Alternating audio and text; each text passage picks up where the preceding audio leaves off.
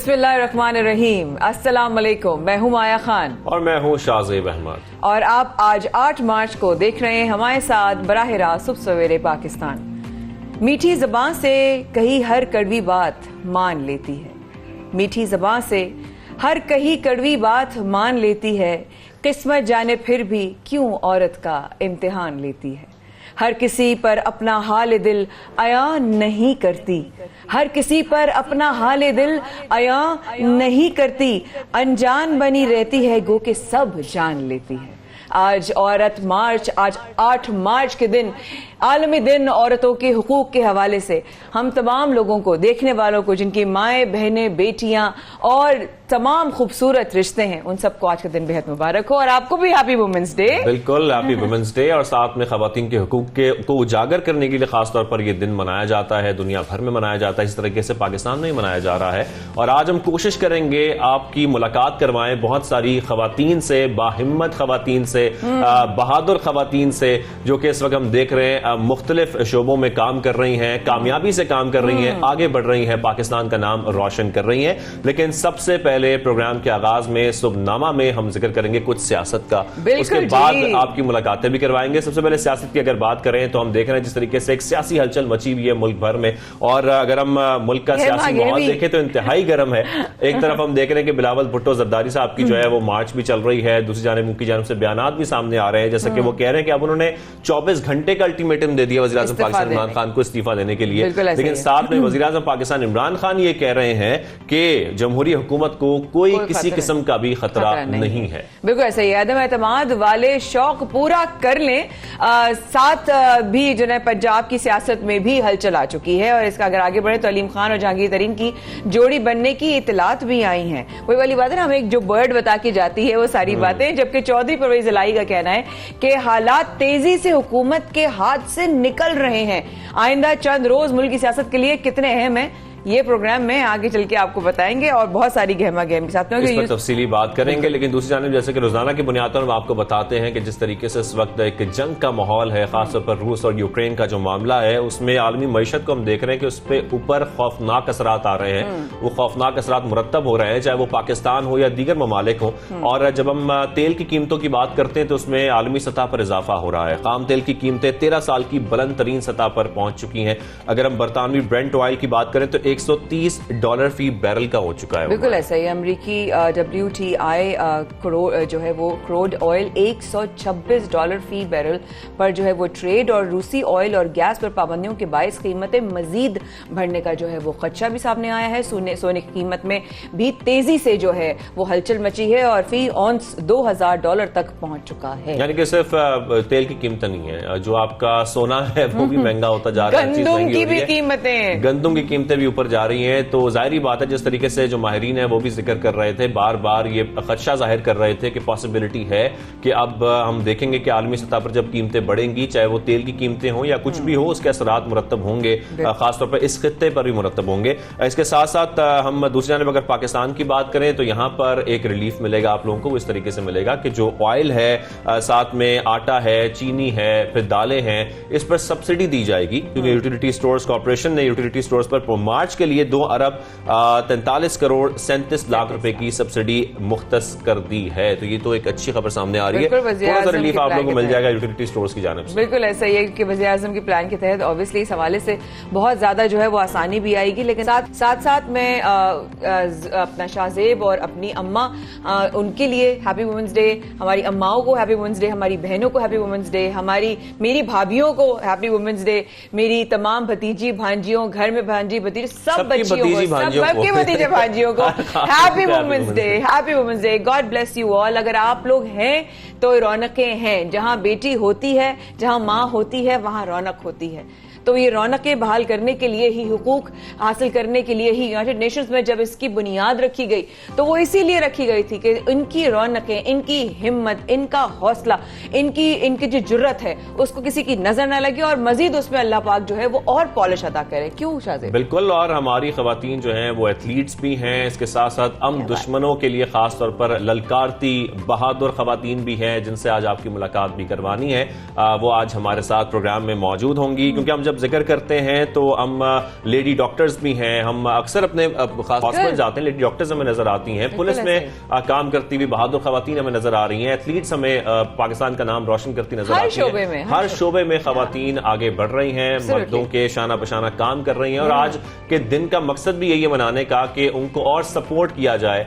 More power to all ladies out there, कि वो ऐसे ही आगे बढ़ती रहें, काम करती रहें और हमारे मुल्क को भी आगे बढ़ाती रहे। तो आज हम किस किस से मुलाकात कराने, बहुत प्यारे प्यारे लोगों से आपकी आज की मुलाकात, जो आज का सुबह सवेरे पाकिस्तान तो आगाज ही आप सब लोगों को ट्रिब्यूट देने के लिए हुआ है। सबसे पहले तो मैं बताऊंगी हमारे साथ जो है आहिस्ता आहिस्ता करके हम गेस्ट रिवील करेंगे, लेकिन सबसे पहले जो बाकमाल आज हमारे पास मेहमान हैं वो है स्क्वॉश में जिन्होंने मुल्क का नाम बहुत रोशन किया। इनको वैसे तो मैं बहुत अरसे से जानती हूं, लेकिन बताना जरूरी है कि इंसानियत की खिदमत के लिए इन्होंने अपने स्क्वॉश के जुनून को और इंसानी मोहब्बत के उस जज्बे को बरकरार रखने के लिए साथ साथ उन्होंने बहुत बड़ा काम किया है। वो अमेरिका में यूथ जो है लीडरशिप अवार्ड और स्पोर्ट्स वुमेन अवार्ड जीत चुकी हैं, जबकि उन्हें 6 फीट 3 इंच लंबे बाल, इनके जो बाल थे इनकी आइडेंटिटी थे, और जब इनको मैंने फर्स्ट टाइम देखा तो इनके बाल जो ना वो इतने लंबे बाल, मैं तो आशिक हो गई थी।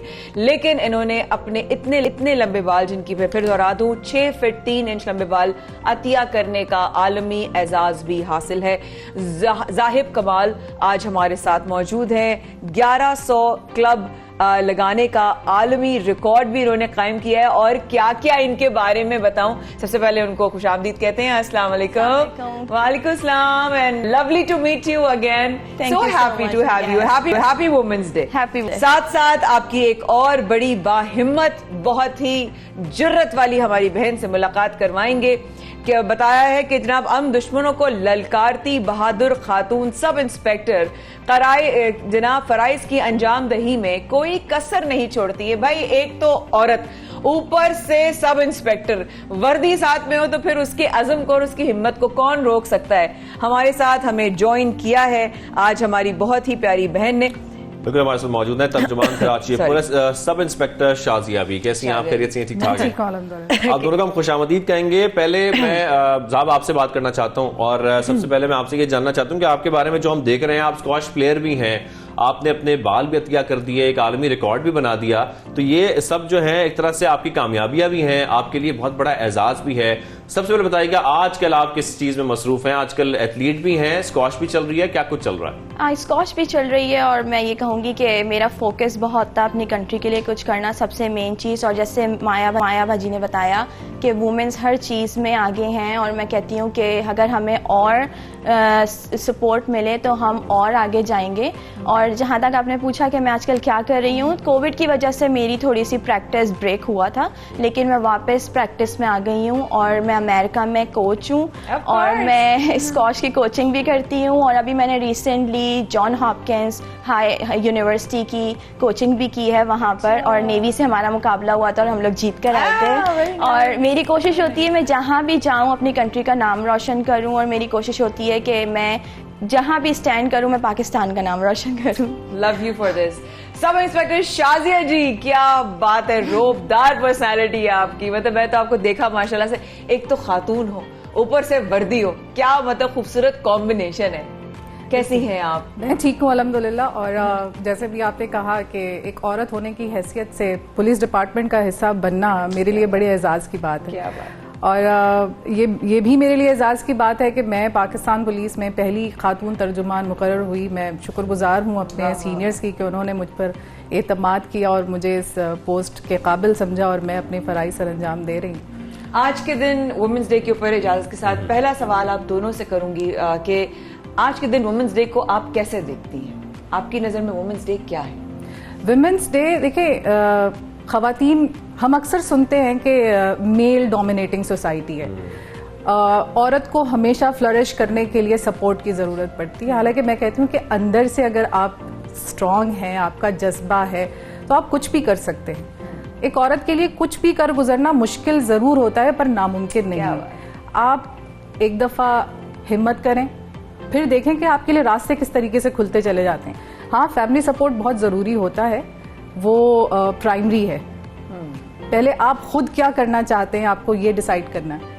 तो वंस यू डिसाइडेड, तो फिर रास्ते खुद ब खुद बनना शुरू हो और जाते आपको देख के मुझे तो एक ख्याल ये आ रहा है कि हम अक्सर बात करते हैं कि खवातीन को तहफ़्फ़ुज़ देना है, लेकिन आप तो लोगों को तहफ़्फ़ुज़ दे रही हैं खातून की हैसियत से, तो आपको कैसा महसूस होता है? आपके क्या इसके ऊपर एक मैं चाहूंगा कि आप हमारी तमाम खवातीन को आपको इस पे मैसेज देना चाहें। बिल्कुल, मैं मैसेज देना चाहूंगी। देखिए, पुलिस डिपार्टमेंट का हिस्सा होने के साथ मैं सिर्फ खवातीन ही नहीं, मैं मर्दों को भी प्रोटेक्ट कर रही हूँ। सही बात।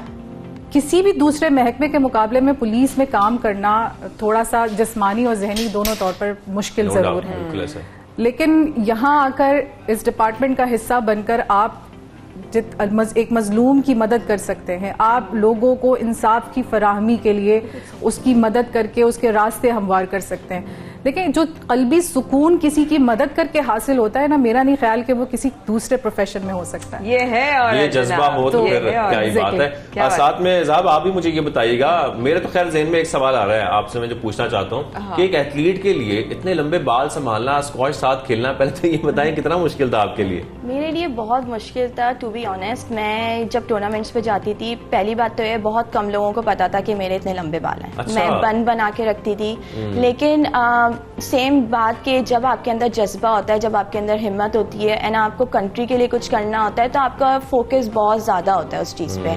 तो मैं जब स्क्वॉश में आई थी तो मेरे फादर का फोकस था कि तुम्हारे बाल लंबे हैं, अगर तुम नहीं कटवाओगी तो वो ग्रो करते रहेंगे और उसके टाइम के साथ साथ हम गिनेस अप्लाई करेंगे एज अ एथलीट, क्योंकि एज अ एथलीट किसी के भी आप देखें बाल लंबे नहीं होते हैं। तो उसको मतलब इन रियल अपने सामने लेकर आना एक बहुत बड़ा चैलेंज था मेरे लिए, लेकिन टू बी ऑनेस्ट मुझे अपनी कंट्री के लिए कुछ ऐसा करना था जिससे हम शो कर सकें कि नहीं, हमारी खवातीन किसी से पीछे नहीं है। मैं कंट्री से बाहर हूँ, मुझे ज्यादा पाकिस्तान की लगती है और मेरी कोशिश होती है कि मैं जहाँ भी हूँ मैं बस पाकिस्तान के लिए कुछ कर दिखाऊं। इतने मैंने जब तुमसे मुलाकात होती तुम्हारे इतने लंबे बाल थे। एक औरत के लिए उसके बाल बहुत इंपॉर्टेंस रखते हैं, और उसके मतलब किस तरीके से तुमने क्या फैसला कैसे किया? हाँ, exactly। बहुत मुश्किल था मेरा फैसला। मैंने आपको बताया मेरे फादर का मोटिव था, लेकिन डोनेट करने वाला जो था वो बिल्कुल एक टाइम आया था जब मैंने डिसाइड किया था डोनेट करने का। मेरा सबसे पहले जो फोकस था वो था लॉन्गेस्ट एथलीट का।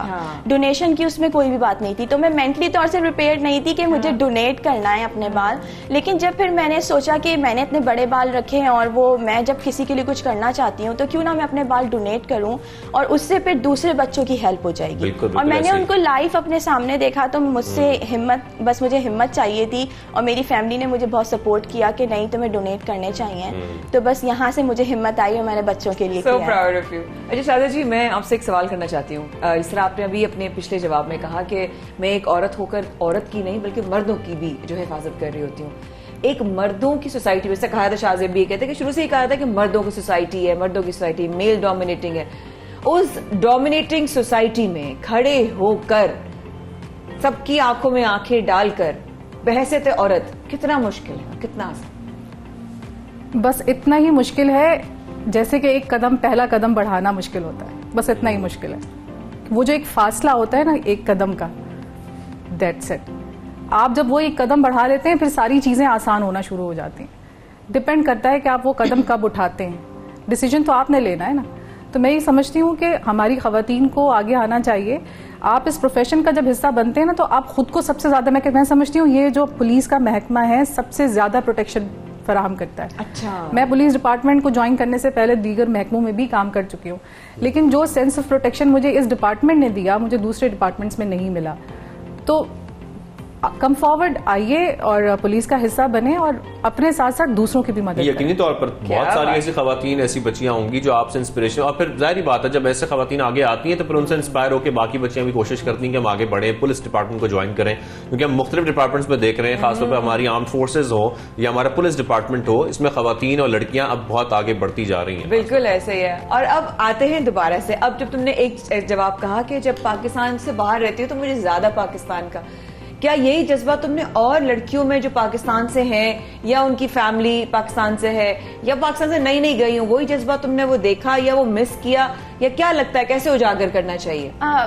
मैं एक फाउंडेशन अपनी रन कर रही हूँ, ज़हाब नेहा फाउंडेशन। वो उसका मोटिव ही यही है, वुमेन्स एम्पावरमेंट, और मैं बच्चों के लिए काम करती हूँ। मेरा मोटिव यही है कि मैं अपनी कंट्री के लिए, अगर मैं बाहर भी हूँ तो मैं फिर भी अपनी कंट्री के लिए करूँ। हाँ, ये मैंने ज़रूर देखा है कि जब आप कंट्री से बाहर होते हैं आपको एक्स्ट्राऑर्डिनरी अपने घर की लगती है, होम टाउन होता है। और मैं जब आई हूँ वापस, माया बाजी अब यकीन करें, मुझे ऐसा लग रहा था मैं पता नहीं कहाँ से अपने घर आ गई हूँ। वो प्यार और वो चीज़ें, बस ऐसा लग रहा था मैं बहुत सेफ हूँ अपने घर में आकर, और मुझे बहुत अच्छा लगा। मैं काफ़ी अरसे के बाद आई हूँ लेकिन मुझे बहुत अच्छा लगा, और वो मोहब्बत बहुत है। आप यकीन करें, जब आप वहाँ किसी से मिलते हैं ना, पता चल जाए हम पाकिस्तानी हैं, वो अलग ही कोई मोहब्बत होती है, अलग ही खाने होते हैं और अलग ही मोहब्बत होती है। बिरयानी ऐसी होती है वहाँ पर जैसे कि पता नहीं क्या चीजें, यहाँ रोज हम बिरयानी खाते हैं, वहाँ में बिरयानी खाने को नहीं। ज्यादा याद आ रही है आपको। शाजी साहब, यहाँ पर मैं आपसे ये जानना चाहती हूँ, जिस तरीके से हमारे यहाँ खवातीन गैर महफूज अगर महसूस करती हैं किसी भी जगह पर, पुलिस से राब्ता करने में उनको एक हिचकिचाहट होती है, उनसे बात करने में, पुलिस स्टेशन जाने में, ये जो दूरियां हैं, एक सिर्फ अगर खवातीन की बात की जाए, आप क्या समझती हैं, आप क्या किरदार निभा सकती हैं, या आपने क्या फील किया है महकमा ज्वाइन करने के बाद कि वो तमाम दूरियां मुझे खत्म करनी है, वो तमाम खवातीन जो पुलिस डिपार्टमेंट से राब्ता करना चाहती हैं, अपने मसाइल बताना चाहती हैं और तहफ़्फ़ुज़ उनको चाहिए भी है, उसके लिए आप क्या किरदार निभा सकती हैं या किरदार निभा रही हैं इस वक्त? देखें, मैं आपके चैनल के थ्रू सबको मैसेज देना चाहूँगी कि कराची में वुमेन प्रोटेक्शन सेल्स हर ज़िले में मौजूद हैं। इवन थानों में खवातीन रिप्रेजेंटेटिव्स मौजूद हैं, ताकि क्योंकि एक औरत ही एक औरत को अपना मसला सही तरीके से बता सकती है, एक औरत उसको अंडरस्टैंड सही तरीके से कर सकती है और उसको बेहतर मशवरा भी देगी, उसकी हेल्प भी करेगी। तो प्रोटेक्शन सेल्स मौजूद हैं, कम फॉरवर्ड। आप आगे हैं, आप नहीं कुछ कर सकते, आप 15 पे डायल करें, वो आपको बताएंगे कि आपने सही फोरम पे कहाँ पे जाना है। आपको वो देखिए, कम फॉरवर्ड, जब तक हम खामोश रहेंगे हमारे मसाइल हल नहीं हो सकते। बिल्कुल, इन मसाइल के हल करने के लिए हमें बोलना पड़ेगा। हाँ, और हमें बोलना किस डायरेक्शन में चाहिए, ये भी एक बड़ा अहम सवाल है शादी जी। हमें बोलना भी तो क्या है, बोलना किस डायरेक्शन में है। हमने, जैसे आपने कहा कि उनके लिए कोई काम मुश्किल नहीं है, तो हमने मुश्किल क्या बनाया हुआ है? क्या हमारी जहनी सोचे हैं जो हमने हुई हैं कि यार ये मुश्किल है, या दरअसल रियलिटी है उन चीजों में? मैं ये समझती हूँ, देखिए हमारी सोसाइटी ने, हमारी जिस सोसाइटी में अपब्रिंगिंग होती है, एनवायरनमेंट बड़ा मैटर करता है पर्सनैलिटी को बनाने के लिए। तो हमारे जो सोसाइटी है उसने ये बताया कि यार औरत को हमेशा सपोर्ट की जरूरत पड़ती, लेकिन मैं ये समझती हूँ कि ऐसा नहीं है। बॉय में और एक गर्ल में कोई फर्क नहीं है, बायोलॉजिकल डिफरेंसेस के अलावा कोई फर्क नहीं है। वो भी वही सोचता है, वो भी वही ऐसे ही सोचती है। बल्कि मैं समझती हूँ कि खवातीन जितने बेहतर अंदाज में अपने फराइज सर अंजाम देती हैं, मर्द, आई एम सॉरी टू, नहीं आप सही कह रही हैं, ये एक्चुअली खुद यही कहते हैं। मैं ये कहता हूँ कि आप इन बायोलॉजिकल डिफरेंस के बावजूद हम क्यों कंपैरिजन करते हैं मर्दों का खवातीन की अपनी एक सलाहियतें हैं, वो आगे बढ़ती हैं और बढ़ती हुई नजर आ रही हैं, मैं आपकी तरह नजर आ रही हैं, तो फिर हमें कंपैरिजन करने की जरूरत क्यों पेश आती है? ये कंपैरिजन ही असल में हमें कमजोर करता है। एग्जैक्टली, कंपैरिजन हमें कमजोर करता है। तो इसका मतलब है कि उसको किसी और के सहारे की जरूरत नहीं, सबसे पहले उसको इस बात को तस्लीम करने की जरूरत है कि मुझे किसी सहारे की जरूरत नहीं है। आप talking about you, your age group, आपकी उम्र की बच्चियां की सबसे बड़ी इनसिक्योरिटी क्या होती है कमिंग टू इवन पाकिस्तान? यहाँ की भी बात करें या वहां की बात करें, सबसे ज्यादा मुश्किल किस चीज पे लगती है कि यार ये कैसे होगा? आई थिंक जिस तरह मेरी फैमिली ने मुझे सपोर्ट किया है, आई थिंक सारी फैमिलीज़ को सबसे पहले अपनी लड़कियों को सपोर्ट करना चाहिए, ना कि आप ये सोचें कि उनको सिर्फ एजुकेशन की ज़रूरत है एंड देन उनकी वेडिंग्स हो जाती हैं। आई थिंक अगर आप बिलीव करें कि जिस तरह आप अपने बेटों पे बिलीव करते हैं कि वो घर चलाएंगे, वो पूरा ख़ानदान बनाएंगे या वो जॉब्स करेंगे, आप इसी तरह अगर लड़कियों को भी अपना बेटा समझ के ही उन्हें आगे बढ़ाएं तो हम किसी से कम नहीं हैं। और उसके अलावा यहाँ पे पाकिस्तान में मैं यही कहूँगी कि मैं अपने क्लब में देखती हूँ, अपने अराउंड देखती हूँ, स्पोर्ट्स कॉम्प्लेक्स में, इवन जब टूर्नामेंट्स होते हैं डिफरेंट स्टेट से जब हमारे पास यहाँ पे खेलने आते हैं कराची में, लैक ऑफ सपोर्ट। उसका रीज़न यही है कि फैमिली उनको सपोर्ट नहीं करती है, कुछ बच्चियों के पास पैसे नहीं होते हैं कि वो ट्रैवल किस तरह करेंगी। इसी वजह से मैंने अपनी फाउंडेशन लेकर आई हूँ कि मैं अपनी फाउंडेशन के जरिए उन्हें सपोर्ट करूँगी, उनको एजुकेट करूँगी। ज़हाब हमारे साथ मौजूद हैं, शाजिया हमारे साथ मौजूद हैं, बहुत सारी खवातीन हमारे साथ मौजूद होंगी।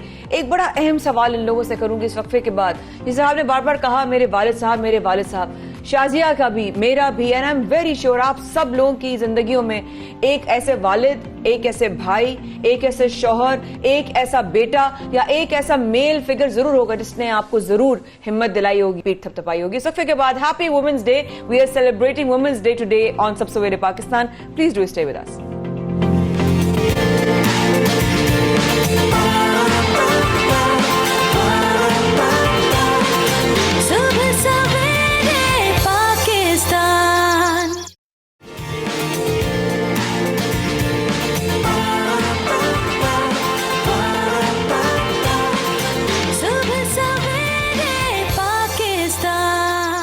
तो जी अब मुल्क की दिफा में भी पाकिस्तान की तमाम खवातीन पेश हैं, चाहे हम पाक बहरिया की बात करें, पाक फजाइया हो, जमीनी अफवाज हो, आर्म फोर्सेज हो, पुलिस का महकमा हो, हर जगह हमें खवातीन नजर आती हैं, मुल्क की हिफाजत करती नजर आती हैं, इस धरती की हिफाजत करती नजर आती हैं। इसी वजह से इन तमाम बहादुर खवातीन को आज हम सलाम पेश करते हैं। माया, तमाम खवातीन को पूरी दुनिया में तरक्की करते हुए देखते हुए जब मैं देखती हूँ तो ऐसा लगता है जैसे कि मुझे किसी ने कोई रोशनी दे दी हो, जैसे मुझे किसी ने एनर्जी दे दी हो, जैसे मुझे किसी ने ताकत या जैसे कैसे किसी ने कुव्वत दे दी हो।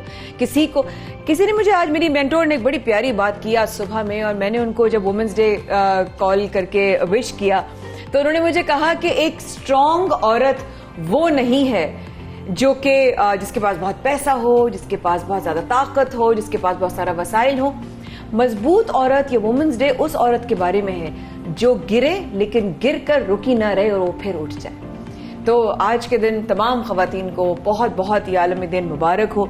अगली जो हम आपसे मुलाकात करवाने जा रहे हैं वो औरत है जिसके बारे में जिक्र कर रही थी, जो गिरी जरूर, और गिरना तो जरूरी है, लाजिम है गिरना, क्योंकि गिरेंगे नहीं तो ठीक कैसे और कमर कैसे बांधेंगे कि बार कमर क्या डरता है, फिर देख खुदा क्या करता है। अगर मैं बात करूं कि हमारी क्रिकेटर, हमारी जो फीमेल क्रिकेट टीम है, हमारी वुमेन्स क्रिकेट टीम है, उन्होंने अगर एक शिकस्त देखी तो तनकीद का सामना बहुत हुआ कप्तान को, बिस्मा मेरी बहन, तो उनको बहुत ज्यादा लोगों ने निशानदेही भी की, उनको तनकीद का निशाना बनाया, पूरी दुनिया में उनको क्रिटिसिज्म किया। ये वो खातून है 6 माह की बच्ची को छोड़कर मैदान में आकर दुनिया को हैरान कर दिया जिसने। ये वो औरत है जिसने इस बात की फिक्र नहीं की कि शायद मुझे कितना दर्द और तकलीफ हुई होगी, अभी भी शायद अगर किस्सा डिलीवरी, क्या सिजेरियन, क्या ये कुछ तकलीफें सब सेकेंडरी। पाकिस्तान के लिए उन्होंने खेला।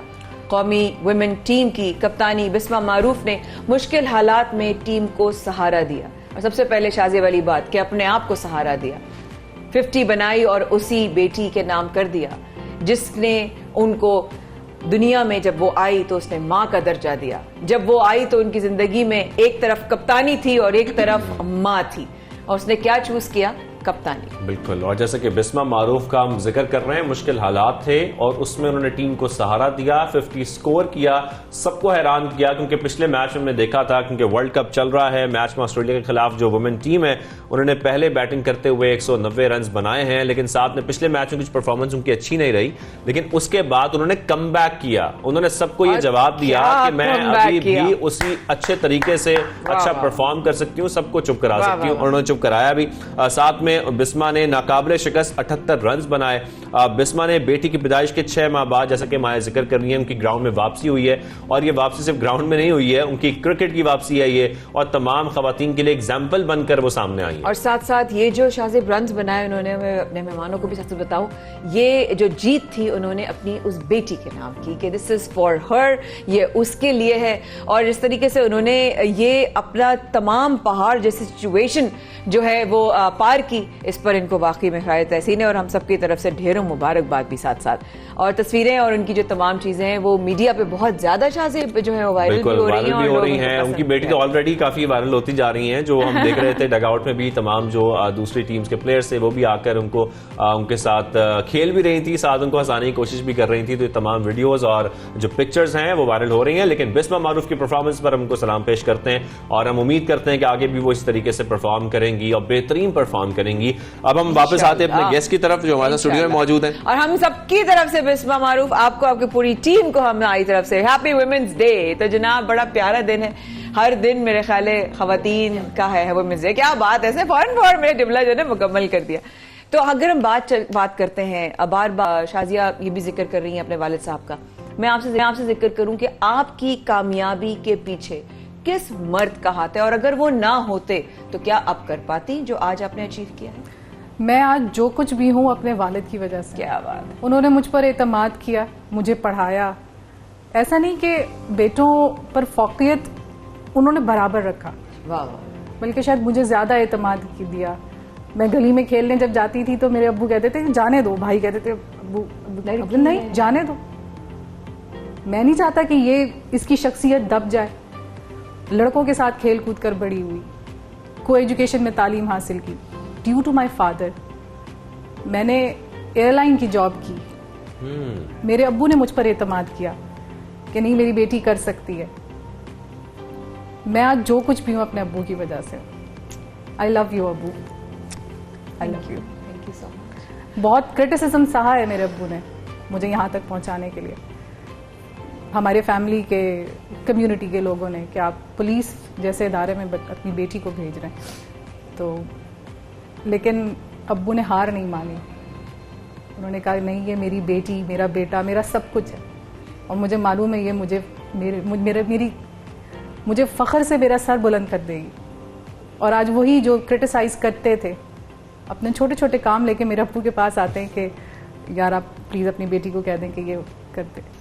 मेरे अब्बू चौड़े हो जाते हैं। वो कहते हैं कि देखा माशाल्लाह, this is my girl. Proud of you जी, प्राउड ऑफ अब्बा भी proud, we are also proud. I love you अब्बू, आई लव यू। मैं जो कुछ भी हूँ अपने अब्बू की वजह से। How sweet, how sweet. साहब मैं हंसा दूंगी आपको। कैसे अबू को कहना चाहोगी? तुम बार बार उनके बारे में जिक्र करती हो। उन्होंने मुझे मोटिवेट किया, उन्होंने मुझे पुश किया, उन्होंने कहा गिनेस में जाएंगे, उन्होंने कहा तुम्हारे बाल बड़े चाहिए, उन्होंने कहा कि किसी एथलीट के इतने बड़े बाल नहीं होते।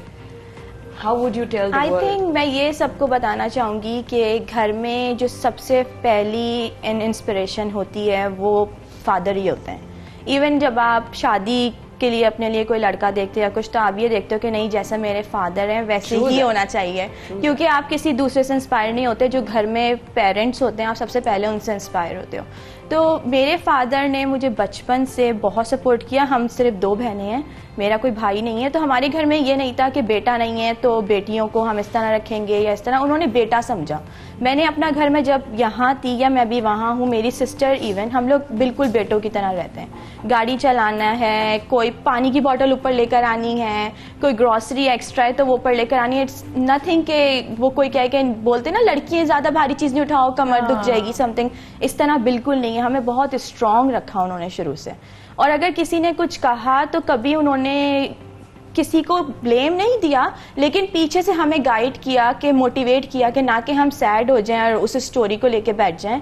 उन्होंने बहुत अच्छे से ना हमें ब्रेन वॉश किया उन चीज़ों से जो सोसाइटी में हमें बोली जा रही थी या कुछ इस तरह से। और फिर शुरू से मैं को एजुकेशन मैंने ली थी, तो मैं भी इनको भी यही बता रही थी कि जब को एजुकेशन आप लेते हैं तो आप में सेल्फ कॉन्फिडेंस इतना होता है दुनिया को फेस करने का कि आपको किसी की हेल्प की ज़रूरत नहीं पड़ती। हाँ, लेकिन आपको ये ज़रूर हेल्प की ज़रूरत पड़ती है कि जो घर से आपको ब्रीफिंग दी जा रही होती है, सपोर्ट आपको वो सपोर्ट होती है मेन, जो आपकी तरबियत का हिस्सा एग्जैक्टली जो आप। और फिर मैं ये भी बताऊंगी कि मेरी मदर का बहुत स्ट्रॉन्ग लेडी हैं, और उन्होंने, मेरे फादर बाहर होते थे तो उन्होंने कहा कि तुम जहाब को लेके जाओ स्क्वाश के लिए। मैं कभी अकेले कहीं नहीं गई, तो मेरी मदर का इसमें बहुत अच्छा रोल था कि वो मेरे फादर को फॉलो कर रही थी और वो जो बता रहे थे उसी तरह से मुझे लेके जाना, लेकर आना। फिर वहाँ 3-3 घंटे 4-4 घंटे वो बैठ के वेट करती थी मेरी प्रैक्टिस टाइम का। तो मैं दोनों को लव यू अलॉट कहूंगी, और मैं कहूंगी आपका बहुत बहुत शुक्रिया कि आपने मुझ पे बिलीव किया और फिर इतना पैसा मुझ पे खर्च किया, क्योंकि हमारे यहाँ कोई स्पॉन्सर सिस्टम नहीं है माया बच्ची। कोई स्पॉन्सर सिस्टम नहीं है कि अगर किसी बच्चे के अंदर टैलेंट है तो उसको थोड़ा कोई स्पॉन्सर देकर ही आप टूर्नामेंट्स खिला दें। बहुत सारे बच्चे हैं जो डिसहार्ट हो जाते हैं और घर बैठ जाते हैं। इसमें पेरेंट्स का भी कोई फॉल्ट नहीं है, उनके पास नहीं होता पैसा, वो नहीं कर पाते हैं। लेकिन हमारी कंट्री में रहते हुए जिस तरह मैंने किया है, मैंने अपने फादर का सारा जितना उनका था उन्होंने मुझ पे लगाया है। तो that is what women's day is about, talking about them. इनके बारे में बात करें, हमारे मसाइल क्या है, हमारे चैलेंजेस क्या हैं, हम किस चीज को फेस करते हैं और उसका सोल्यूशन क्या है। आई थिंक यही जो है वो वुमेन्स डे की बुनियाद भी है। बिल्कुल, जब उसकी डिस्कशन होगी तभी सोल्यूशन निकलेगा। इसको डिस्कस करना बहुत जरूरी है, सबको मिलजुल कर बैठने की इस वक्त जरूरत है ताकि वो तमाम मसाइल जिसका खवातीन को सामना है या वो तमाम खवातीन जो इस वक्त काम कर रही हैं सोसाइटी में, मुख्तलिफ शोबों में काम कर रही हैं, उनकी तमाम मुश्किलात दूर की जा सके, उनको बेसिक हेल्थ फैसिलिटीज मिले, उनको तमाम जो तालीम है वो मेरिट पर मिल सके जैसे बाकी सबको मिलती है। ये सब पे बात करना बहुत जरूरी है, लेकिन साथ में कुछ अदाद शुमार है जो सब मेरे पास हैं, मैं वो भी चाहता हूं कि आप सबसे शेयर करूं। जैसे कि खवातीन के आलमी दिन पर पाकिस्तानी जो खवातीन से मुतालिक कुछ अदाद शुमार सामने आए हैं और ये प्लस सर्वे के मुताबिक हैं। तो प्लस सर्वे के मुताबिक मुल्क की कुल आबादी में 49% तकरीबन खवातीन है और इसके साथ हर 10 में से 7 ऐसी खवातीन है जिनकी उम्र 15 साल से जायद है और वो शादीशुदा है। साथ में 2017 कम की मर्दमशुमारी के मुताबिक सिर्फ 6% खवातीन मुआशी तौर पर बहाल है, सिर्फ और सिर्फ 6% मुआशी तौर पर बहाल है। हर 10 में से एक खातून यानी 11% घर की सरबराह है। मेहनत मजदूरी में भी खवातीन का मकाम है। 60% मजदूर खवातीन ज़राअत से वाबस्ता हैं, 60%, क्योंकि हमारा एक ज़राई मुल्क है इसलिए खासतौर पर कहा जाता है। सिर्फ 14% सोशल कम्युनिटी और प्रिंसिपल सर्विसेज से वाबस्ता है। खवातीन के तनख्वाहों का ग्राफ मर्दों की निस्बत 39% कम है। इस पर काम करना बहुत जरूरी है कि जो खवातीन का ग्राफ है, खासतौर पर तनख्वाहें मिलती हैं वो मर्दों के बराबर मिलनी चाहिए, क्योंकि वो भी उतनी ही मेहनत करती हैं, वो भी उतनी ही तालीम हासिल करती हैं, वो भी उस तरीके से आगे बढ़ रही हैं। तो उनको सपोर्ट करना बहुत जरूरी है। उनको तालीम के साथ साथ ये जो आपको तनख्वाह देनी है ये उनको अप्रिशिएट करना एक तरीके से कि आप जो सर्विसेज दे रही हैं ये उसकी तनख्वाह है। तो शाहजेब, इन स्टैट्स के मुताबिक मुझे ये लगता है कि हम सिर्फ एक औरत दूसरी औरत को हिम्मत और हौसला नहीं, उसको बेसिकली एक रिले रेस की तरह लेके चले कि मैं अगर आगे चली हूं तो चलो तुम भी मेरे साथ पकड़ के आगे चलो। एक दूसरे को एम्पावर करना, फाइनेंशियली बहुत ज्यादा स्ट्रांग करना जरूरत है। जैसे अगर ये स्टैट्स बता रहे हैं शाहजेब कि काम नहीं है या इलिटरेसी भी है तो हमें एक दूसरे को सिखाना है ताकि हम आगे बढ़ पावर भी करना है। साथ में कुछ सूबों के भी हैं फैक्ट्स एंड फिगर्स, वो भी आपको बताएं कि पंजाब में 26.3%, अगर हम बात करते हैं कि 15 साल से जायद उम्र की खवातीन खैबर पख्तूनख्वा में 15.3% हैं, पंजाब में 26.3%, जबकि सिंध में 15% और बलोचिस्तान में 12.8% बतौर मजदूर रोजगार की तलाश में इस वक्त मसरूफ है। तो तमाम फैक्ट्स एंड फिगर्स प्लस सर्वे की जानिब से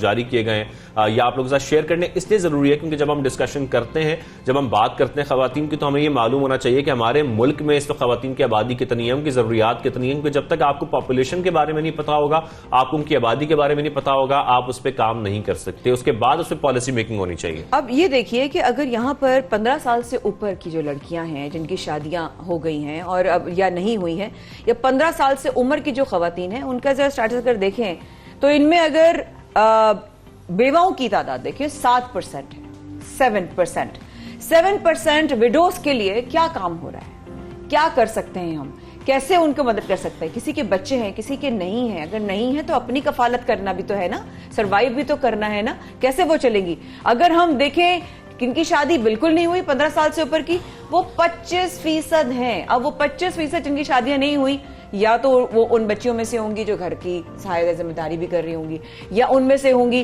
कि उनकी स्ट्रगल्स भी होंगी, वो पढ़ाई भी कर रही होंगी, साथ साथ काम भी कर रही होंगी, नौकरियां भी कर रही होंगी। और अगर हम 68% देखें बॉस, 68% वो है वो खवातीन जिनकी शादी हो चुकी है, जो वो काम करी जिनको उनको तनख्वाह भी नहीं मिलती, वो काम करनी जिस पर उनको कोई अवार्ड भी नहीं मिलता, वो काम करती हैं जिस पे उनके बारे में कहीं आर्टिकल्स नहीं छपते। वो औरत है जो घर में मेरी आपकी माँ है, वो औरत है जो मेरे घर में आपकी बड़ी बहन है, वो औरत है जो मेरी आपकी भाभी है। और आप दोनों का बेहद शुक्रिया कि आज के दिन को आप लोगों ने आकर इतना स्पेशल बनाया हमारे लिए। God bless you, happy women's day. Please do stay with us. इस वक्त के बाद रहिएगा शाहजेब के साथ। And a very blessed women's day. Let's talk about the real challenges and let's talk about the actual solutions. इस वक्त के बाद रहिएगा हमारे साथ।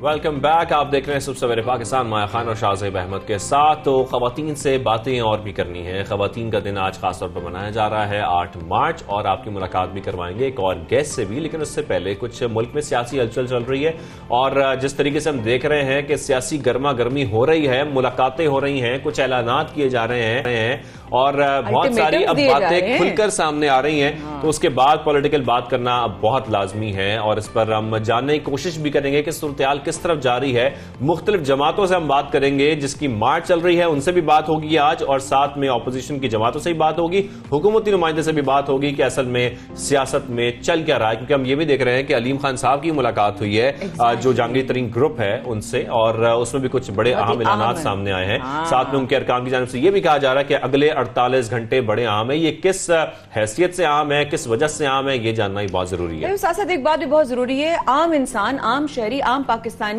इसको जानना बहुत जरूरी है कि मुल्क की सियासत या सियासी माहौल किस तरफ जा रहा है, क्योंकि आगे हमारा आने वाला फ्यूचर उन्हीं बेसिस, उन्हीं पर्टिकुलर एक्टिविटीज पे बेस करता है। तो मेरा ख्याल है आम आदमी को समझना, जानना और देखना बहुत जरूरी है। साथ में जिस तरीके से अलीम खान साहब की जानिब से भी ये कहा गया है कि सियासत नाम ही दोस्ती का है, जब दोस्तियां बढ़ती हैं इसी को सियासत कहा जाता है। तो ये दोस्तियां किस हद तक बढ़ रही हैं, किस डायरेक्शन में बढ़ रही हैं, इस पर भी बात करनी है। लेकिन दूसरी जानिब हम ये भी देख रहे हैं कि पीपल्स पार्टी का लॉन्ग मार्च इस वक्त जारी है। बिलावल भुट्टो ये कह रहे हैं कि हम अगर वजीर आजम पाकिस्तान इमरान खान इस्तीफा नहीं देंगे तो इस्लामाबाद पहुंचकर तहरीक अदम एतमाद लाई जाएगी। लेकिन इन तमाम मामलों पर बात करने के लिए पहले हम पीपल्स पार्टी से बात करेंगे। पीपल्स पार्टी के रहनुमा फैसल करीम हमारे साथ मौजूद हैं। फैसल साहब, आपको खुशामदीद कहेंगे सबसे पहले पाकिस्तान में। सबसे पहले सर ये बताइएगा कि पीपल्स पार्टी इस वक्त हिकमत अमली तैयार क्या कर रही है, अगला लाएमल है क्या? बिस्मिल्लाहिर्रहमानिर्रहीम। देखें, चेयरमैन बिलावल ने 3-4 दिन पहले वज़ीर आज़म से इस्तीफे का मुतालबा किया था कि वो रिजाइन करें और जो है वो अर्ली इलेक्शन, जो भी इलेक्शन अनाउंस करें, क्योंकि हमेशा वो कहते हैं कि मैं अगले इलेक्शन में 2 तारीख से रद्द आऊंगा, तो फिर उसको डरने की जरूरत ही नहीं है।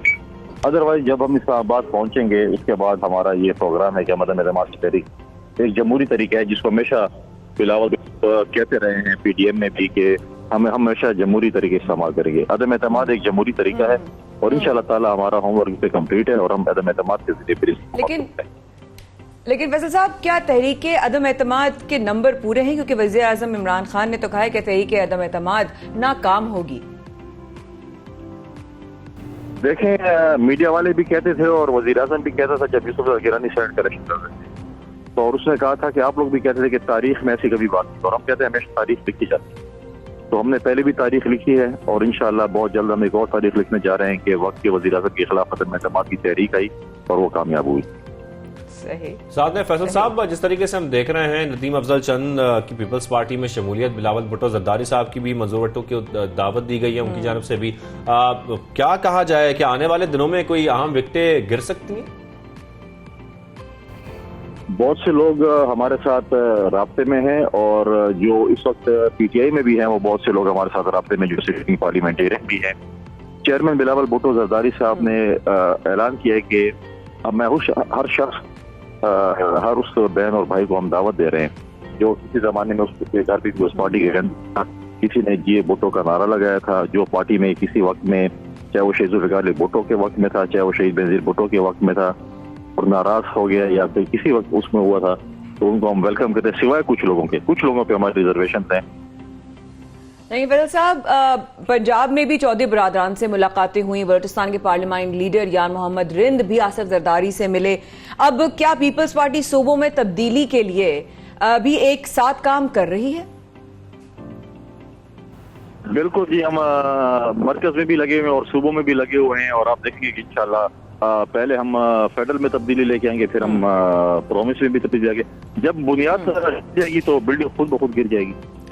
अच्छा फैसल साहब, शेख रशीद साहब ने कबल अज वक्त इलेक्शन के लिए जो है वो एक पेशकश की है, क्या आप लोगों की पार्टी कोई गौर कर रही है उनसे बात करने के लिए? देखिए, शेख रशीद साहब पहले बताएं कौन सी पार्टी में, एक पार्टी है, एक शख्स है, वो PTI के हिस्सा नहीं है, उनकी कोई पता नहीं वो कौन सी उनकी एक जमात है जिसके वो एक ही नंबर है, तो किस हैसियत से में दावत दे रहे हैं, पहले ये बता दें। आप मुझे बताएं, उनकी जमात तो PTI तो नहीं है। ठीक है फैसल करीम साहब हमारे साथ मौजूद थे। पीपल्स पार्टी का जो मौक़िफ़ है हमारे पास आ गया है, उनका कमेंट आ गया है, इस वक्त क्या सूरत चल रही है, लेकिन इस पर हुकूमती नुमाइंदे से बात करना बहुत ज़रूरी है। और हमारे साथ बात करने के लिए हमारे तर्जुमान पंजाब हुकूमत हसन खावर साहब मौजूद हैं। हसन साहब को खुशामदीद कहते हैं, बहुत शुक्रिया आपने हमें ज्वाइन किया। सबसे पहले सवाल यह है कि सर वज़ीर आज़म ने जनूबी पंजाब को अलग सूबा बनाने का ऐलान किया है, क्या समझते हैं नए सूबे की तश्कील आसान होगी? देखिए, आसान हो या मुश्किल, वज़ीर आज़म ने अवाम से वादा किया था कि जनूबी पंजाब को वो एक सूबा बनाएंगे और उस वादे की इंशाल्लाह वो तकमील करेंगे। इस वादे पे अमल करने के लिए आपको पता है कि पंजाब में वज़ीर आला पंजाब ने सबसे पहले जो हमारा तरक्याती बजट था उसको रिंग फेंस दिया, और ताकि वहाँ के जो पैसे हैं वहीं पे ख़र्च हों और वो किसी और इलाके पे ख़र्च ना हो सकें। उसके बाद जो हमारा जनूबी पंजाब का सेक्रेटेरिएट है वो बनाया जा रहा है, और तमाम अफसरान को ये हिदायत है कि वो वहाँ पे रहेंगे और वहाँ के अवाम के मसाइल जो हैं मौके पे हल करेंगे। हमारा जो 360 अरब का तरक्याती पैकेज है, डिस्ट्रिक्ट डेवलपमेंट पैकेज, उसके ज़रिए हमने ये इंश्योर किया कि जो मुकामी लोग हैं वो अपनी तरजीहात के मुताबिक तरक्याती फ़ंड्स का इस्तेमाल करें। इसी सिलसिले की अगली कड़ी ये है कि हमने जनूबी पंजाब को बाकायदा ख़ुद मुख्तार सूबा बनाना है, और जब ये करारदाद पेश होगी तो आवाम के सामने ये भी आ जाएगा कि कौन जनूबी पंजाब के अवाम के साथ है, कौन उनका दोस्त है और कौन उनका दुश्मन है। लेकिन हम किसी की दुश्मनी की परवाह किए बगैर, किसी के एतराज़ किए बगैर हम अपने बस में हर मुमकिन कोशिश करेंगे और वज़ीर-ए-आज़म इमरान खान के इस विज़न को इंशाल्लाह पाया तकमील तक पहुँचाएँगे कि जनूबी पंजाब को एक सूबा बनाया जाए और मुस्तकिल बुनियादों पर जनूबी पंजाब के अवाम को उनके हकूक़ दिलवाए जाएँ। अच्छा हसन साहब, जिस तरीके से हम ये देख रहे हैं कि सर आप में इस वक्त काफ़ी सियासी हलचल चल रही है और दूसरी जानिब पर कुछ तब्दीलियों की कोशिशें भी की जा रही हैं, तो इन तब्दीलियों के हवाले से भी ज़रा बताइएगा कि क्या कोई सूबाई हुकूमत को कोई ख़तरा है, कोई परेशानी है या कोई फिक्र नहीं है? देखें, हलचल जो होती है वो तो थिएटर में भी होती है, हलचल सिनेमा में भी होती है, हलचल मेलों ठेलों पर भी होती है, तो हलचल से नहीं घबराते। बात यह है कि यह हुकूमत जो है 3.5 साल से कायम व दायम है। हमारा फोकस जो है वो आवाम की खिदमत में रहा है, और वज़ीर आला उस्मान बुज़दार ने यह साबित किया है कि बग़ैर नमूदो नुमाइश के, बग़ैर फ़ोटो शूट के आवाम की खिदमत करेंगे। जितना तरक्याती काम इस हुकूमत के दौर में हुआ है आज तक पंजाब में नहीं देखा गया। पूरे पंजाब के लिए 360 अरब का डिस्ट्रिक्ट डेवलपमेंट पैकेज दिया गया। पंजाब के हर शख्स को हेल्थ कार्ड दिया जा रहा है। आप मुझे बताएं कि ऐसा कौन सा तरक्याती मंसूबा पहले आया जिसके बेनिफिशरीज़ जो हैं वो पूरी पॉपुलेशन हो। ये सिर्फ़ और सिर्फ तहरीक इंसाफ के दौर में हुआ है। तो ये वो तरक्याती काम है और इंशाल्लाह इसी एजेंडे को अगले 1.5 साल डिलीवर करते रहेंगे और 2023 में अपनी परफॉर्मेंस दोबारा आवाम की अदालत में पेश करेंगे और ये एक्सपेक्ट करेंगे कि वो अपने राय का इजहार करें। बाकी ये हलचल चलती रहेगी, ये खेल तमाशा है और ये इस शो का आखिरी सीज़न चल रहा है। उसके बाद ये बिल्कुल झाग की तरह बैठ जाएंगे और फिर ये इल्ज़ाम तलाशियाँ करेंगे, एक दूसरे पर मलबा डालेंगे। 2023 के इलेक्शन का इंतज़ार करेंगे, तो आप बिल्कुल बेफिक्र रहें। लेकिन हसन साहब, साथ साथ एक और बात भी है कि पीपल्स पार्टी की शहबाज शरीफ से मुलाकात हुई, मरियम नवाज शरीफ पर कुछ ज़्यादा तवज्जो नहीं दी गई, ये बात भी सुनने में आई है। तो इस हिकमत अमली पर जो है वो क्या अमल करेंगे? देखें, ये जो है ना, ये भानमती का कुंभा है और ये मफादात की वजह से इकट्ठे होते हैं। भानमती के कुंभे का मसला ये होता है कि ईंटें रोड़े जोड़ के आप बना तो देते हैं, लेकिन वो इकट्ठा खड़ा नहीं रहता। इनका मुफाद क्या है? इनका मुफाद ये है कि इनकी जो अपनी अपनी फैमिलीज़ हैं, 2 बड़ी फैमिलीज़, उसका इक़्तिदार के ऊपर कंट्रोल रहे, कोई करप्शन के ख़िलाफ़ आवाज़ ना उठाए, करप्शन के केसेस को दबा दिया जाए और अपने इक़्तिदार को हासिल किया जाए, पहले हसूल किया जाए, फिर उसको तवालत दी जाए। इसी एजेंडा पर ये चलते रहे हैं। एक दूसरे के ये दुश्मन भी हैं, एक दूसरे को घसीटना भी चाहते थे, लेकिन जब इन्होंने ये देखा कि इमरान खान ने इनके नीचे से वो फ़र्श घसीट लिया है जिस पे ये दोनों खड़े थे, जिस पे इन्होंने बरसों अवाम पे हुकूमत की है, तो इनके तोते उड़ गए हैं और ये इकट्ठे हो गए हैं। अब ये मसला ना सिर्फ पीपल्स पार्टी और नून लीग के बीच में है, बल्कि ये नून लीग में भी अगली जनरेशन के अंदर ख़ानदान का मसला है और ये लड़ाई जो है ये पड़नी है, पहले भी पड़ी है। इनकी फ्रिक्शन भी आपस में, ये कोई ढकी छुपी बात नहीं है। तो ये आपस में एक दूसरे पे एतमाद तो करते नहीं हैं, लेकिन मैं आपको फिर भी ये कहूँगा कि करप्शन की जंग को कम करने के लिए एक है, लेकिन उसके बाद ये अपनी अपनी दौड़ में लग जाएंगे। तो ये हमज़ा साहब से मिले हैं, अभी मिल लें, मरीम बीबी से मिलेंगे, उनका एक और मूड होगा, लेकिन ये एक तौर पे ये बात बैठनी नहीं है और ये शतरंज की ऐसी बाजी है जिसमें आखिर में इन्होंने खुद ही हसन साहब, मुलाकातें तो इनकी चौधरी बरादरान से भी हुई हैं। चौधरी बरादरान से मुलाकात के बाद आप क्या समझते हैं, हुकूमत तश्कील देने में या तब्दीली लाने में कोई किरदार अदा कर सकते हैं चौधरी बरादरान? देखिए, चौधरी बरादरान सूबाई हुकूमत में वही किरदार अदा करेंगे जो पिछले 3.5 साल में उन्होंने अदा किया, और वो किरदार है पाकिस्तान तहरीक इंसाफ का साथ देने और निभाने का। बहरहाल लोग उनके दरवाज़े पे गए, दस्तक दी और बरसों के जो अपनी दुश्मनियाँ भुला कर उनकी मिन्नत समाजत की, लेकिन चौधरी बरादरान ने ये जाहिर किया, ये शो किया कि वो वज़ादार सियासतदान है, वो हमारे साथ खड़े हैं और हमारे साथ खड़े रहेंगे इंशाअल्लाह, और दुश्मनों को मुंह की खानी पड़ेगी, और इंशाअल्लाह हमारे इत्तेहादी इसी तरह आगे आने वाले दिनों में हमारा साथ देते रहेंगे और 2023 तक ये पार्टनर से ही चलेगी इंशाअल्लाह। ठीक है हसन खबर साहब, बहुत शुक्रिया, आपने सबसे सवेरे पाकिस्तान में ज्वाइन किया है। तो हुकूमती जो मौक़िफ़ है वो भी सामने आ चुका है, लेकिन क्योंकि सियासी हलचल चल रही है और नून लीग ऐसी जमात है जिनसे उनका मौक़िफ़ जानना भी बहुत ज़रूरी है, क्योंकि उनका क्या किरदार है इस वक्त पंजाब में ख़ास तौर पर। और अगर हम पंजाब की सियासत की बात करें तो रहनुमा मुस्लिम लीग नून अज़मा बुखारी साहिबा हमें ज्वाइन कर चुकी हैं। अज़मा साहिबा, आपको खुशामदीद करेंगे सबसे सवेरे पाकिस्तान में। जिस तरीके से हम देख रहे हैं ऐसी इतलात भी अब सामने आ रही है, अब तो बाकायदा तौर पर ऐलान भी किया जा रहा है कि जो अलीम खान साहब हैं वो जहांगीर तरीन ग्रुप में जो है वो शामिल हो रहे हैं। अगर ये इसको देखें और इस खबर को खास तौर पर देखें तो आप क्या समझती हैं कि जो नून लीग की क़यादत है वो भी कोई राब्ता कर रही है? खास तौर पर अगर हम अलीम खान की बात करें, अलीम खान से भी कोई उनका राब्ता हुआ है, कोई ऐसी इतलात भी सामने आ रही है? जी बहुत शुक्रिया, बिस्मिल्लाहिर्रहमानिर्रहीम। देखिए, अलीम खान साहब की पंजाब की सियासत में एक अपनी जगह है और इसमें कोई दूसरी राय नहीं है कि जहांगीर तरीन को और अलीम खान को अगर पीटीआई से उनकी सियासत से निकाल दिया जाए तो ना इनके पास पंजाब की हुकूमत होती, ना इनकी सियासत होती।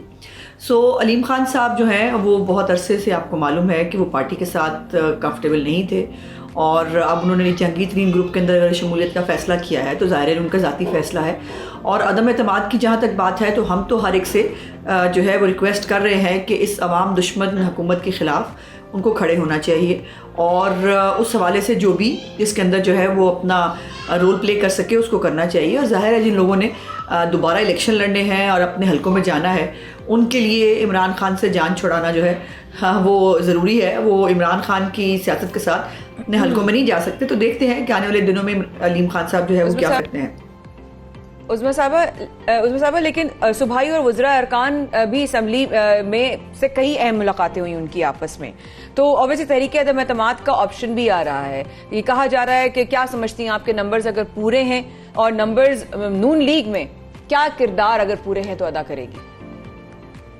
जी देखिए, पंजाब के अंदर तो हालात बिल्कुल वन साइडेड हैं और आज से नहीं है। ये बुज़दार साहब के ख़िलाफ़ अदम एतमाद उनकी पार्टी के अंदर से कई दफ़ा हो चुका है, और जो है लेकिन आपको याद है कि वसीम अकरम प्लस के ऊपर जो है वो इमरान खान साहब बज़िद हैं, और उनकी जितने वो खुद नालायक हैं उतना ही वो उनको नालायक वज़ीर आला सूट करता है पंजाब के अंदर, जिसको वो रिमोट कंट्रोल से चला सके। और बुज़दार साहब के हवाले से तो बहुत ही कंफर्टेबल सूरत हाल है पंजाब के हवाले से कि पंजाब में उनके अपनी जो है पार्लियामेंट्री पार्टी, और बाय द वे ये भी आपको याद रखना होगा कि ये कोई तहरीक इंसाफ की पार्लियामेंट्री पार्टी थी नहीं। इनको जगह जगह से इकट्ठा करके हमारी टिकटें वापस करा के आज़ाद उम्मीदवार, ये भी याद होना चाहिए आपको कि 27 आज़ाद लोग जो हैं वो जीते थे पंजाब के अंदर, और उन्होंने बाद में फिर जो है जहांगीर तरीन साहब के जहाज़ में बैठकर जो है वो पंजाब हुकूमत बनाई थी। तो जाहिर है जिस फेक तरीके से ये पंजाब हुकूमत बनाई गई थी उसका गिरना तो तय है, लेकिन यह है कि अभी पार्टी ने इस हवाले से कोई फ़ैसला और अनाउंसमेंट नहीं किया। जब पार्टी इस हवाले से कोई फ़ैसला और अनाउंसमेंट करेगी तो इंशाल्लाह आपको ज़रूर बता दें। अच्छा अज़मा साहब, अभी हमारी हसन खबर साहब से ही बात हो रही थी। हसन खबर साहब तो ये कह रहे हैं कि आसिफ अली ज़रदारी सिर्फ और सिर्फ नून लीग का कंधा इस्तेमाल कर रहे हैं और कुछ नहीं कर रहे, तो इस बात में कितनी सच्चाई या हकीकत है?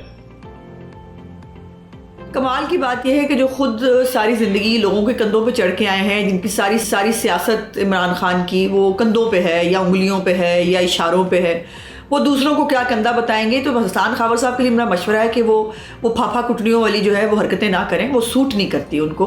वो जो चंद दिन रह गए हैं उनकी नौकरी के, वो चंद दिन जो है वो पूरे कर लें। हमारे जो है वो गम में और हमारी सियासत में है उनको दुबले होने की ज़रूरत नहीं, हम अपनी सियासत खुद देख सकते हैं और आप अपनी फ़िक्र करें। लेकिन उस्मा साहिबा, शेख रशीद साहब कबल इस वक्त जो है वो इलेक्शन की भी ऑब्वियसली पेशकश कर रहे हैं, कभी बयान दे रहे हैं कि वजीर आजम अपोजिशन को टोकरे में बंद कर देंगे, और इन सारे तमाम बयानात को आप कैसे देखती हैं? शेख रशीद साहब भी एक जाहिर है एक डूबती हुई कश्ती का वो मुसाफिर है। उनकी बातों में हमेशा तजाद होता है। जिसने सारी जिंदगी जलाओ घिराओ मार दो, हमारे दौरे हुकूमत में वो आग लगाने को मुल्क को पे तुले हुए थे, वो जो है वो आज उनको बड़ा कानून और अमन याद आ रहा है। और आज उनको जो है वो जिन्होंने CPEC जो है वो 1 साल लेट कराया, आज उनको जो है वो OIC के खारजा कॉन्फ्रेंस जो पता नहीं वो उसमें किस लेवल पे क्या होना है, वो उसके खारजा लेवल के लिए जो है वो परेशान हुए जा रहे हैं। तो एक्चुअली ये यकीनन इस पूरी हुकूमत को मालूम है, हुकूमत शिकस्त खा चुकी है और इस अपनी शिकस्त का इतराफ़ है उनके पास। वो बातचीत क्या करना चाहते हैं इंतखाबात के हवाले से? बातचीत बड़ी क्लियर है कि इमरान खान को असम्बलियाँ तोड़नी चाहिए, वरना हम अदद लेके आएंगे। और पाकिस्तान को जिन मसाइल में ये इन्होंने फेंक दिया है, वहाँ पर सिर्फ और सिर्फ जनरल इलेक्शन जो है वही एक फ्रेश मैंडेट आवाम से लेकर आया जाए तो ही पाकिस्तान को आगे ले जाया जा सकता है। वरना इन पागलों की बस्ती ने जो पाकिस्तान का हाल किया है उसमें किसी अब बात की गुंजाइश नहीं है। फौरी तौर पर पाकिस्तान में फ्री एंड फेयर इलेक्शंस होनी चाहिए। इसके साथ साहबा ये भी बताएगा, जिस तरीके से हम देख रहे हैं मुलाकातें चल रही हैं, खासतौर पर एक बड़ी मुलाकात जो है वो मौलाना फजल रहमान साहब की भी हुई है, शहबाज शरीफ साहब के साथ मुलाकात हुई है, उनकी जरदारी साहब की भी मुलाकात हुई है शहबाज शरीफ साहब के साथ। लेकिन इस पूरे मंजरनामे में, इस पूरी सियासी हलचल में हमें मरियम नवाज साहिबा कहीं फ्रंट फुट पर नजर नहीं आ रही हैं। कोई ये खास हिकमत अमली है नून लीग की या कोई और वजह है? जी नहीं, देखिए मरीम नवाज साहिबा अनफॉर्चुनेटली इस वक्त हाउस की मेंबर नहीं है और उनकी अभी तक अपील इस्लामाबाद हाई कोर्ट में चल रही है। लेकिन यह है कि वो हमारी हर पार्टी की मुशावरत में बिल्कुल शामिल होती हैं और हमारी पार्टी की कोई भी मीटिंग हो, कोई मुशावरत हो, वो उनके बगैर मुकम्मल नहीं हो सकती। लेकिन जहाँ पर ये पार्लियामेंट्री पार्टी के हवाले से चूँकि सब मूव है, अदम एतमाद आपको पता है पार्लियामेंट में अंदर असम्बलियों में आनी होती है, तो जो है वो ज़ाहिर है उसमें वो चूँकि इलेक्टेड नहीं है तो आपको शायद उनकी गैर हाज़िरी नज़र आ रही है। लेकिन शहबाज शरीफ साहब जो हमारे सदर हैं वो ज़ाहिर है इसको लीड कर रहे हैं और पार्टी उनको मैंडेट देती है और उस मैंडेट के साथ जो है वो बाकी इस मूवमेंट को आगे लेके चल रहे हैं।